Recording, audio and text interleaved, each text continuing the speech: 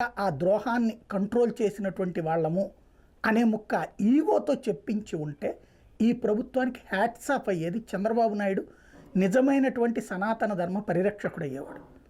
అయితే దాన్ని రాజకీయంగా వినియోగించుకోవడానికి ఎప్పుడైతే పార్టీ వాళ్ళ 3 పార్టీలకు సంబంధించిన ఎమ్మెల్యే మీటింగ్లో ఆయన చాలా క్యాజువల్గా మాట్లాడేసారు. ఏది ఒక సగటు రాజకీయ ఉపన్యాసం. జగన్ అనేవాడు సైకో, వాడు ఎస్కోబారు, వాడు బతకడానికి వీల్లేదు, ఇట్టాంటోళ్ళు ఈ సమాజానికి ప్రమాదం అంటే జగన్ మీద ద్వేషాన్ని నూరిపోసేటటువంటి మాటల్లో భాగంగా చంద్రబాబు ఆ మాట వాడేశారు. దాంట్లో దేవుడికి సంబంధించి క్యాజువల్గా మాట్లాడేశారు. ఆ క్యాజువల్ ఇంత అవుతుందని ఆయన ఊహించలేదు అనుకుంటా.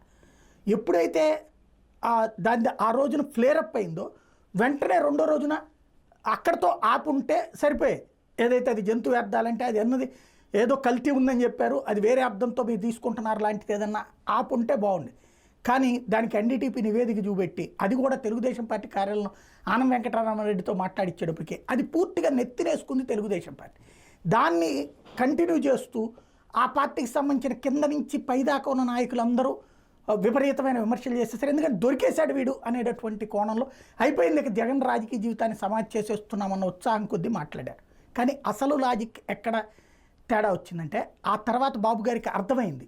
ప్రపంచవ్యాప్తంగా ఎప్పుడైతే టెంపో క్రియేట్ అవుతుందో ఆయనకి సీన్ అర్థమైంది. మనం ఒక ఉద్దేశంతో జగన్ని రాజకీయంగా సమాధి చేయడానికి ఈ ఆధ్యాత్మిక అస్త్రం వేసాం, మనం వెంకటేశ్వర స్వామి అస్త్రం వేసాం. కానీ ఇది కాస్త బౌన్స్ అవుతోంది, లేదంటే బూమరాంగ్ అవుతోందని కంగారు పడి వెంటనే దాన్ని ఈలోపు జగన్ ఒక లడ్డూ లాంటి అవకాశం ఇచ్చాడు. అదే ఏదైతే డిక్లరేషన్, వెంటనే డిక్లరేషన్ వైపుకి తీసుకెళ్ళిపోయి ఇష్యూని డైవర్ట్ చేసి